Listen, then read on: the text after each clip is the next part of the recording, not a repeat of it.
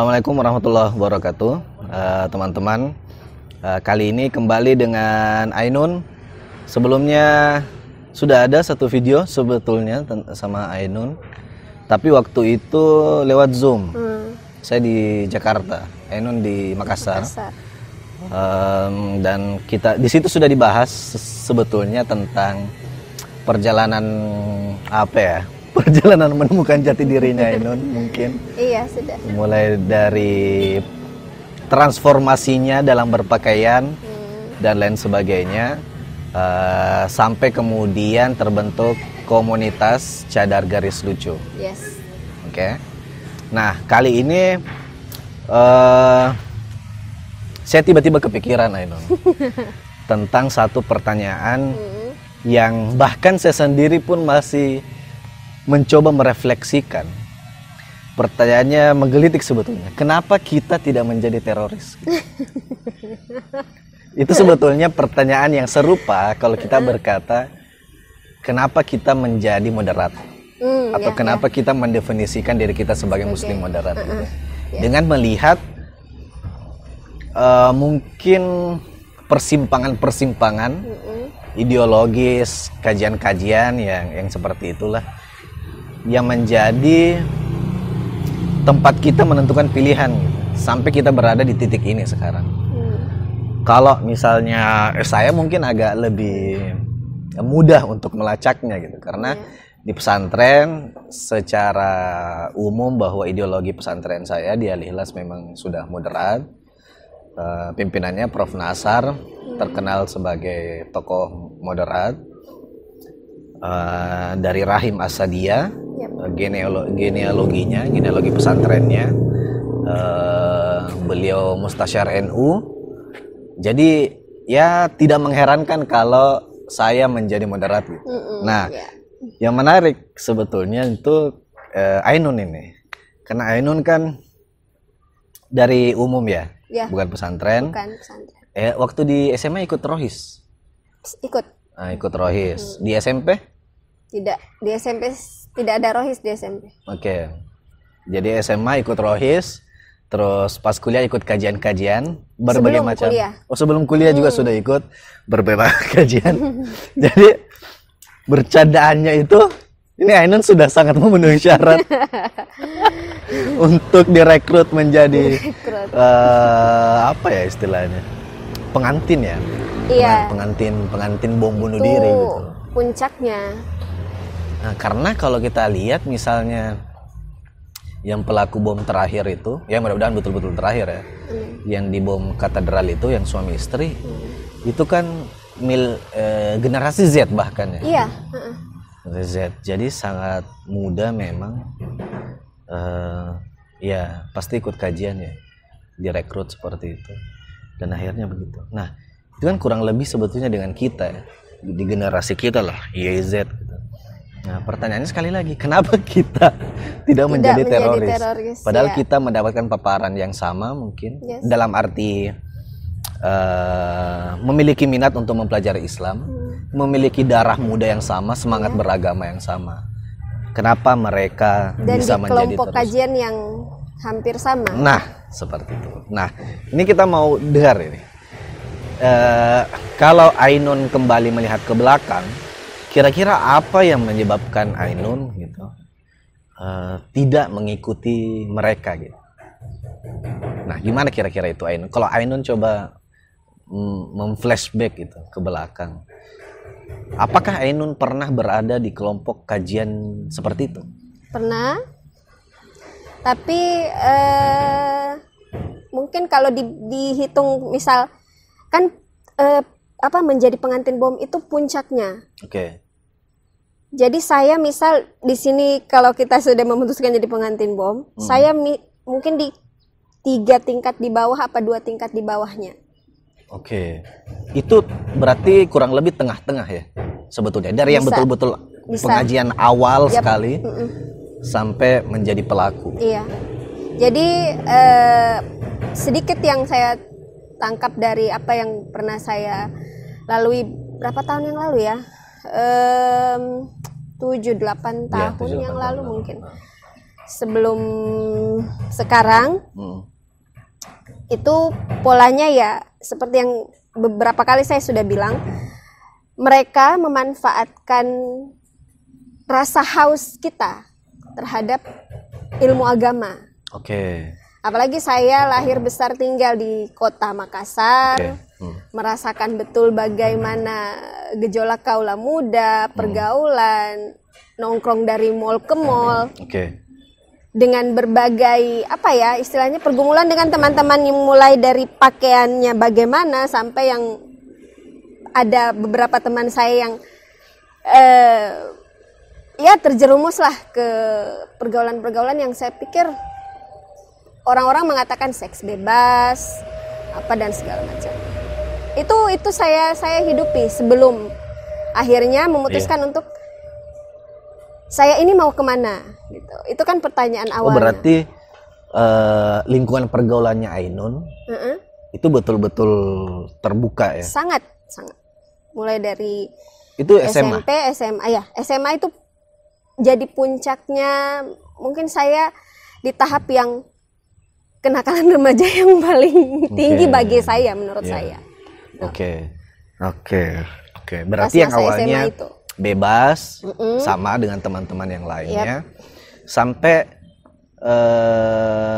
apakah Ainun mengkategorikan dirinya awalnya memang sudah punya basic agama, Ya. kemudian maksudnya masuk ke kelompok pengajian, itu prosesnya bagaimana? Apakah diajak Jadi atau seperti kalau apa? turun lagi ke bawah, kan sejak kecil saya tinggal di lingkungan yang bisa dibilang sangat Islami. Oke. Jadi sudah ada sejak kecil di keluarga itu sudah ditanamkan nilai-nilai agama lah. Betul. Istilahnya dasar-dasar, bisa ngaji, bisa sholat, bacaan sholat hafal semua segala macam, doa-doa semuanya. Tapi bahwa sangat fundamentalis juga tidak. Ya. Gitu. Ya awam lah. Awam, iya. Jadi habis itu masuk SMP, di SMP nah mulailah ada pergaulan saya. Di keluarga saya diberikan kebebasan untuk silahkan kau berteman dengan siapa saja, yang penting bisa jaga diri. Itu. SMP naik SMA, SMA itu jadi puncaknya di mana saya sudah bisa dibilang hampir-hampir mencoba semua model teman-teman yang bergaulnya, ada yang kemana, tapi saya di situ posisinya hanya menonton, bukan pelaku. Mulai dari yang paling rajin sampai yang tidak sholat. Iya. Oke. Saya hanya menonton teman-teman yang ya seperti yang saya bilang tadi terjerumus pergaulan bebas segala macam. SMA ya. SMA itu. Oke. Tapi syukurnya ya mungkin karena ada penanaman nilai Dari agama awal. sejak kecil. Betul. Itu yang membuat saya tidak mengatakan bahwa saya juga sangat religius, tidak, tetapi ada satu hal yang sangat saya jaga, yaitu hukum sebab akibat itu. Jadi dari kecil saya sudah punya pikiran ketika kau melakukan A maka hasilnya adalah B. Konsekuensi. Iya. Dan itu yang menjaga saya untuk tidak secara langsung terjerumus. Saya hanya menonton teman-teman saya yang pergi menginap di rumah pacarnya misalnya. Oh ya? Iya, dengar cerita, oh saya sudah begini. Saya iya-iyakan saja, tapi untuk kemudian mau mencoba itu tidak. Iya. Tapi cerita dari sini, cerita dari situ, pengalaman orang-orang yang kemudian membuat saya jadi kaya dengan pergaulan ternyata ada di yang Makassar itu seperti itu gitu. Oke. Nah, terus setelah lulus SMA, ada satu masa di mana saya betul-betul melakukan satu perbuatan yang paling bagi saya, menurut saya itu paling jauh. Paling saya akan malu sekali pada saat itu. Jadi hal yang tidak pernah saya lakukan itu saya lakukan di 2000 berapa ya, 2014. Setelah tamat SMA? Iya, masih awal, masih ya di kelas 3 SMA, belum tamat.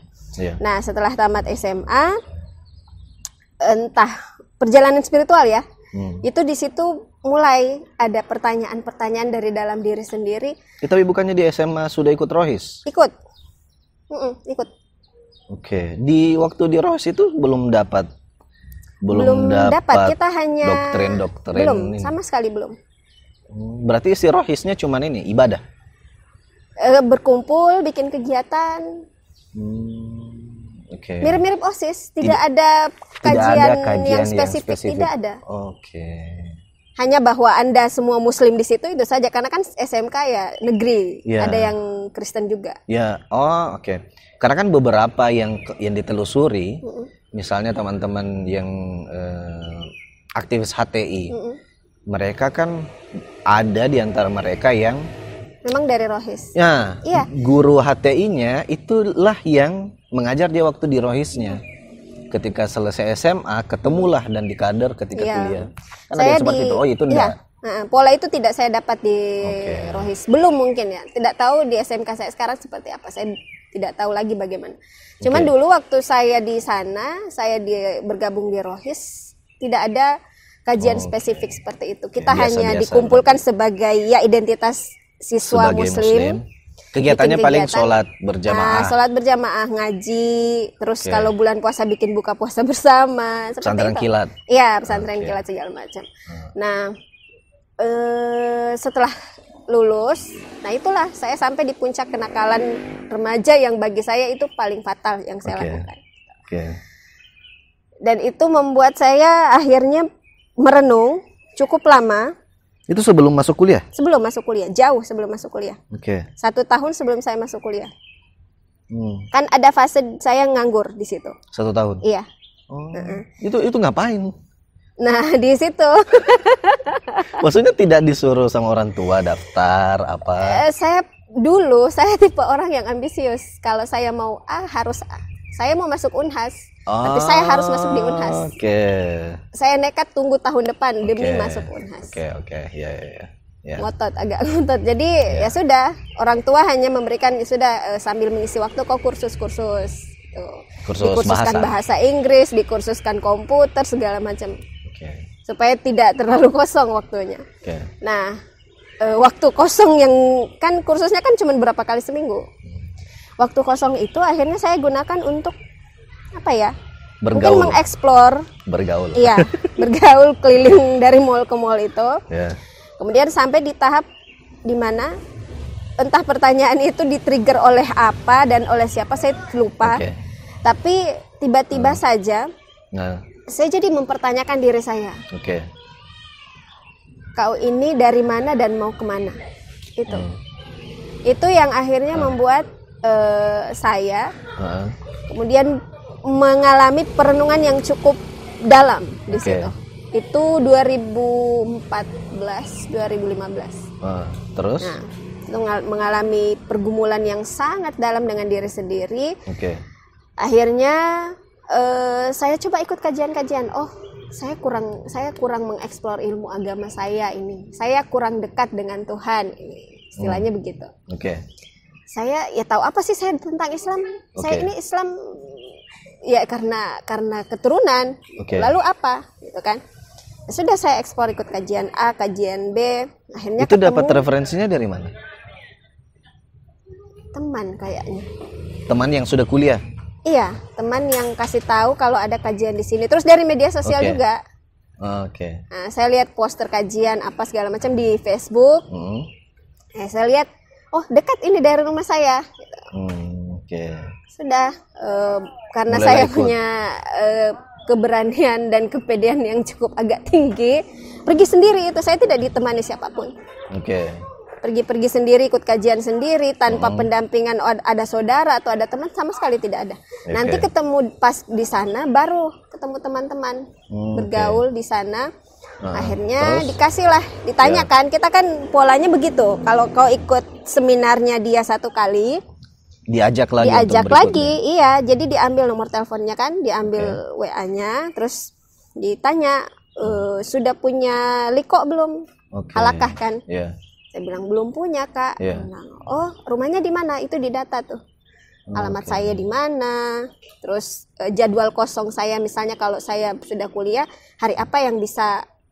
Jadi benar-benar sesuai dengan kriteria kita yang tidak ada alasan untuk tidak ikut. Nah, jadi setelah itu didata semua Akhirnya diputuskan saya ikut kajian di salah satu masjid yang tidak jauh dari rumah. Oke, berarti yang awalnya berarti kemana-mana dapat info di medsos. Terus ikut dari satu masjid ke masjid lain. Masjid lain, dari kampus ini ke kampus lain. Oh, itu bahkan sebelum jadi mahasiswa, sudah masuk di kampus. Iya. Oke. Ya. Sudah, jadi diberi wadah satu liko di dekat rumah. Ikutlah di sana rutin tiap pekan. Saya lupa hari Jumat apa hari Minggu. Setiap pekan itu pokoknya datang sholat asar di masjid itu. Habis sholat asar langsung kajian. Langsung kajian. Terus karena saya tipe yang cukup cerewet dan banyak tanya. Sudah, saya jadi salah satu. Itu mulai banyak tanyanya setelah beberapa kali ikut pengajian bahkan atau bahkan sebelum pertemuan pertama? Bahkan di pertemuan pertama. Pertanyaan saya 2 lembar. Wah. Itu pengajian khusus akhwat. Yep. Ya, jadi setiap ikut kajian pasti saya jadi peserta yang paling banyak cerewet. bertanya. Iya. Karena kan difasilitasi kan. Saya bilang saya pikir ya saya ikut pengajian untuk mendapatkan ilmu, untuk bertanya dan segala macam. Akhirnya ya murabinya bilang kalau ada yang mau ditanyakan dari rumah tulis saja, nanti sampai di sini ditanyakan. Gitu. Sudah, saya itu dikasih dari rumah. Kesempatan buat pakai mic misalnya atau tidak pertanyaannya ada di kertas? Tidak ada mic. Dipakai, berarti langsung jadi dikasih. Kita di saf yang perempuan. Liko melingkar sekitar 10 orang. Tapi maksudnya proses bertanyaannya itu apakah bicara, vokal, atau lewat kertas? Enggak, vokal. Bicara, karena kan perempuan semua. Iya, betul. Jadi saya baca itu setiap satu persatu pertanyaan saya, dijawablah sama murabiahnya ini. Saya pikir ya cukup puas karena memang pertanyaan-pertanyaan saya waktu itu masih seputar hal-hal yang sangat dasar ya. Tentang misalnya bagaimana berakhlak kepada orang tua, walaupun itu dari SD sudah saya dapatkan karena di SD saya masuk madrasah kan. Cuma mau memperdalam lagi, mau mempermantap lagi karena ya dari SD ke SMA kan sudah jauh jarak. Banyak hal yang berubah. Jadi saya coba pertanyakan ulang. Terus itu pengajian yang di situ itu bertahan sampai masuk kuliah? Tidak. Akhirnya saya berhenti 3 bulan sebelum masuk kuliah. Karena pertanyaan saya tidak bisa dijawab. Wah, pertanyaan apa itu? Mungkin bukan tidak bisa dijawab, tapi saya tidak merasa puas. Tidak merasa bahwa itu adalah jawaban. Apa itu pertanyaannya? Masih ingat enggak? Lupa saya waktu itu. Tapi mungkin kan tidak mungkin satu pertanyaan yang tidak terjawab puas, mungkin ada beberapa rentetan. Banyak, iya. Banyak pertanyaan yang saya rasa bukan ini. Bukan itu jawabannya. Iya, saya masih mau yang lain lagi begitu. Apakah pertanyaan-pertanyaan itu juga Ainun tanyakan di keluarga? Karena kan keluarga ya lumayan punya. Di keluarga, model keluarga saya cukup otoritatif. Bapak yang menjadi vokal di sana, jadi kita tidak ada otoriter ya. Tidak ada waktu untuk diskusi, tidak ada yang bisa bertanya di sana, semuanya keputusan dari bapak. Jadi saya manfaatkan betul ini waktu likonya untuk mempertanyakan. Tapi orang tua tahu bahwa Ainun mengikuti kajian itu tiap minggu satu kali. Satu tempat itu toh. Di satu tempat itu 1 kali seminggu, tapi saya kan pindah-pindah. Oh, banyak. Iya. Tapi masih kelompoknya dia lagi. Oh, bisa begitu. Iya, jadi kan dia ada kajian tematik. Iya. Misal dia mengomentari soal pacaran. Nah, itu saya ikut. Tematik, betul. Ada yang wajibnya itu sekali sepekan, yang tematik itu bisa hampir tiap hari kalau mau ikut. Ada yang masjid, ada yang di masjid yang lain. Ada yang di masjid lain, ada yang di rumah. Ada yang di kampus. Begitu. Kemudian masuk ke kampus. Sebelum saya ke masjid itu saya di kampus sebenarnya, ikut seminarnya kan di kampus. Enggak, maksudnya sudah masuk sebagai mahasiswa. Jadi sudah di masjid itu saya berhenti. 3 bulan sebelum kuliah saya berhenti. Itu karena itu tadi banyak hal yang saya rasa tidak terjawab dan ada satu alasan di mana saya benar-benar apa ya, merasa bahwa ini tidak cocok untuk saya. Oke. Apakah di pengajian itu sudah ada ajaran-ajaran ekstrim yang didapat? Iya, betul. Sudah ada. Ada. Makanya saya merasa tidak cocok. Oh, berarti satu, ada pertanyaan-pertanyaan yang tidak terjawab. Yang kedua, ajaran-ajarannya sudah dirasa tidak cocok. Ya. Tuh, itu sejauh mana ekstrimnya? Gitu. Fanatik kah? Intoleran kah? Kalau intoleran saya belum dapat Tidak. narasi itu. Tetapi bahwa sangat fanatik terhadap kelompoknya sendiri, tidak memperbolehkan kita mengikuti mazhab tertentu, lalu sangat tekstualis. Pokoknya apa yang ada di terjemahan Al-Quran, apa yang menjadi pengertian dari hadis, ya itu. Tapi kan saya dulu tidak punya konternya. Apa ya? Iya, tidak punya konternya. Jadi kita ya iya saja. Berarti untuk maksudnya kenapa Ainun sampai bisa, saya mencoba ini ya, mencari ya, perasaan tidak nyaman itu. Karena kan pasti yang teman-teman yang lain mungkin dia oke-oke saja, menerima saja. Betul. Tapi kalau Ainun sampai merasa kayaknya tidak seperti itu deh. Karena itu tadi yang saya bilang, saya punya basic di keluarga. Dan di keluarga ternyata lebih inklusif kalau lebih inklusif. Itu yang coba saya bandingkan. Jadi terdistrak apa yang selama ini saya pahami dari kecil. Di pengajian itu berbeda, jauh, sangat jauh berbeda. Di situ yang akhirnya membuat kayaknya saya tidak cocok di sini. Akhirnya masuk di kampus. Masuk kampus. Itu semua sudah selesai berarti. Selesai sudah. Sejak jadi mahasiswa tidak pernah lagi ikut kajian yang seperti itu. Bukannya di kampus lebih banyak. Iya. Tapi tidak tertarik justru. Tidak tertarik karena sudah selesai ya. Iya. Bagi saya sudah selesai. Tapi kalau mereka kan punya tahap-tahap itu. Betul.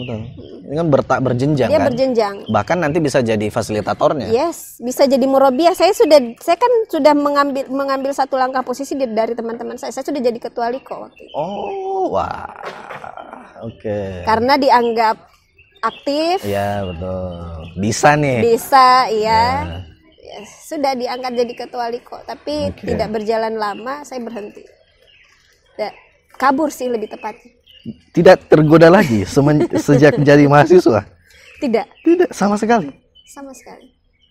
Karena apalagi maksudnya, masuk jurusan tafsir kan? Ya, masuk di tafsir hadis, di situ terbongkar semua. Terbongkar. Iya. Betul. Saya bilang untuk apa saya pergi dengan bukan apa ya? Bukan istilahnya kita terlalu, tapi kan soal bahwa siapa yang paling tepat menyampaikan itu.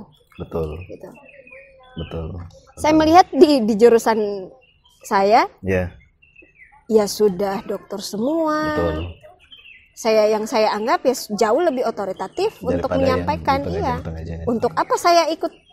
Betul. Itu lagi kalau di kampus, di kelas-kelas mata kuliah saya sudah bisa menanyakan semua yang saya tanyakan dan saya merasa lebih puas. Nah, itu berarti terjawab. Berarti kepuasan yang dicari itu sudah didapatkan di kampus. Di kampus. Oke. Yang bisa saya simpulkan ya, nanti di penghujung Ainun bisa tambahkan.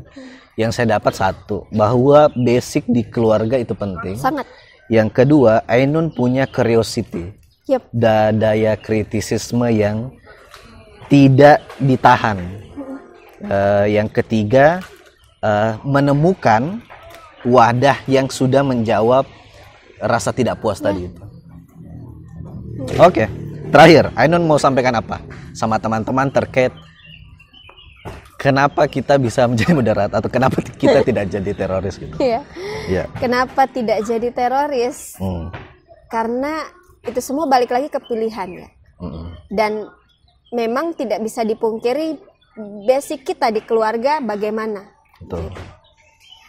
Bahwa secara tidak langsung keluarga itu memang sangat berperan penting untuk memberikan kita pemahaman awal. Untuk kemudian keluar dari rumah, Anda akan bertemu siapa, Anda akan ditanya tentang apa, Anda akan bergumul dengan lingkungan yang bagaimana. kalau basic di keluarga sudah kuat, itu tidak akan bisa. Kecuali memang dia meragukan basicnya sendiri. Tuh. Kalau saya merasa sangat menghargai apa yang sudah ditanamkan oleh keluarga saya. Saya merasa bahwa pendidikan di dalam keluarga saya tentang Islam itu sudah cukup menjadi counter keluar, dan itu apa ya istilahnya, cukup menjadi benteng. Cukup menjadi benteng bahwa bapak saya tidak melakukan ini, kok saya jadi begini. Betul. Saya kan makan, tinggal, besar, hidup dengan cara berislam yang inklusif. Kenapa tiba-tiba ketika dewasa saya malah mau menggugat itu? Tidak bisa. Saya sadarnya di situ. Padahal kan kalau dibilang sangat fundamental, saya sangat fundamental. Di Facebook setiap hari berantem. Sampai sekarang. Sampai sekarang di Instagram ya masih ada. Sekarang berantem. Tapi konteksnya sudah beda sekarang. Tinggalnya sudah bisa. Oke. Sekira itu cukup ya. Yap. Tidak panjang dan itu sudah sangat Satu menjawab. lagi sih yang saya mau bilang. Apa? Curiosity itu harus selalu dijaga dan berani. Dan menjaganya ketika kita menempatkan diri di lingkungan yang tepat, di komunitas yang tepat. Jadi jangan bosan mencari komunitas yang tepat itu. Kadang rasa penasaran tidak bisa kita keluarkan karena balik lagi doktrin-doktrin. Kau perempuan, kau harus diam saja, tidak boleh membantah. Betul. Saya tipe yang sebaliknya. Jadi ya ada keberanian, ada perasaan bahwa saya harus mempertanyakan ini. Saya tidak puas dengan jawaban ini. Saya mau cari tahu lagi. Akhirnya semakin banyak perspektif yang kita serap, itu akan membuat kita menjadi semakin merendah. Istilahnya bahwa saya benar-benar bukan orang yang tahu semuanya. Saya masih perlu belajar dan belajar lagi. Mungkin itu.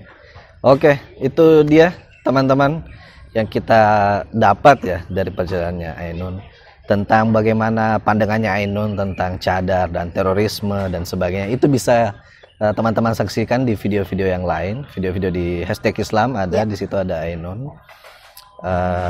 Sekira di Instagramnya Ainun, Instagram Cadar Garis Lucu, di situ juga argumen dan narasi-narasi yang diberikan Ainun sudah sangat jelas.